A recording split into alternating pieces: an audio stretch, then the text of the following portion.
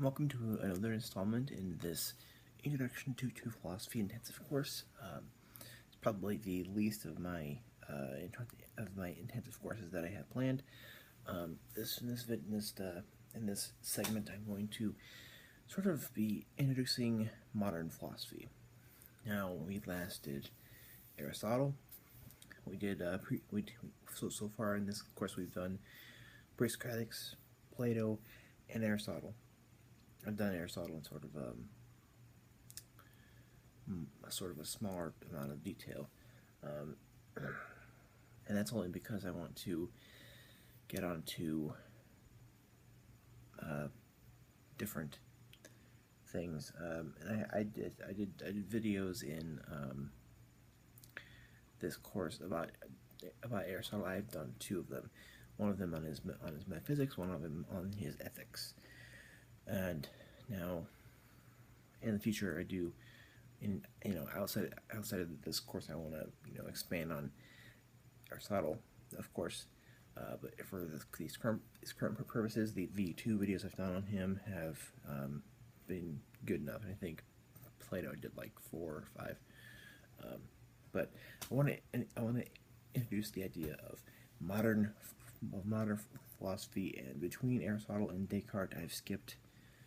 A lot of people have skipped Anselm Aquinas, Augustine, Renaissance, and I've skipped those just because I'm going to be doing Anselm Aquinas and Augustine in my philosophy of religion course. So there's that.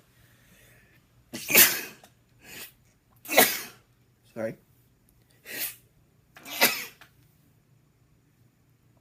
Oh, sorry. But in modern philosophy, I'm going to be going over most of the figures. The only two I'm probably not going to go over is Malebranche and Spinoza, and that's only because Spinoza is a little bit more difficult, I guess. But then I do plan on doing like a modern philosophy course at some point, and that particular place, I'll be going into a lot of depth in all of these people. So, in the modern philosophy, I'm going to be using books like this one. This is a lot of writings and secondary writings on all the modern philosophy figures. This is an anthology of primary sources of modern philosophy, and of course this one, which I've been using all along in this course. It's a intro philosophy book, and it's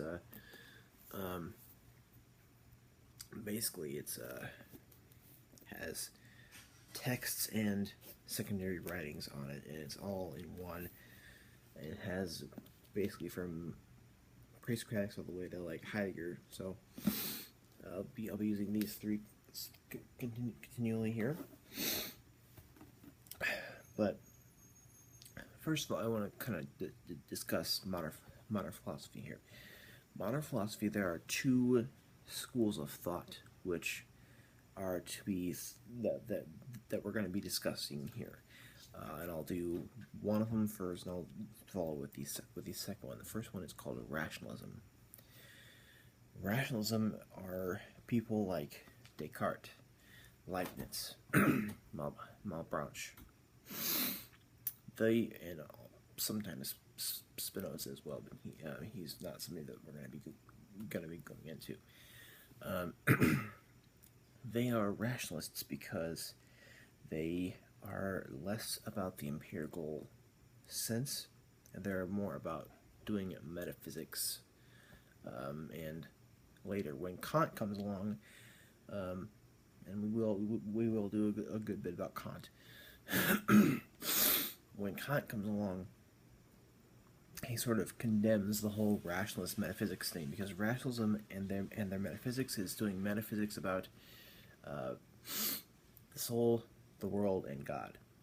And Kant is going to when he comes around, he's going to condemn that, and he's going to try to build a philosophy off of only doing things that are phenomena and not things themselves. or phenomena, not noumena. The other school of thought in modern philosophy is the empiricists. The empiricists are people like Locke, Berkeley, Hume. They are philosophers who do want to do philosophy which is based on the senses. When you think about empiricism or the empirical, it has to do with perception or the senses or apprehension, and their philosophy is built more on doing things with your senses or your perception. And so let's kind of start with Descartes and discuss what his deal is. Descartes has a book called called Meditations on First Philosophy. It's his most popular book. He's done other ones like Discourse on Method, but the Meditation is his most popular.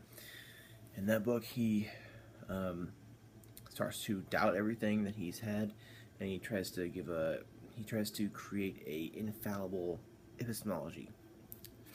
And I'll discuss that, because after this I'm going to be doing six videos, which is going to be one video for each of these six meditations. And he starts with doubting everything, and he tries to get a infallible epistemology, which means a foundationalistic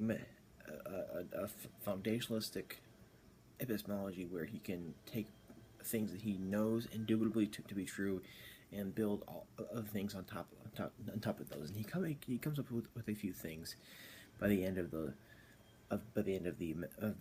meditations here. So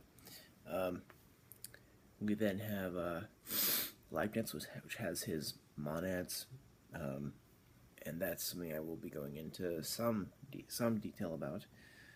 Leibniz looked at things in a extended way and thought of things only as minds. And I'll discuss what a monad is at some point too.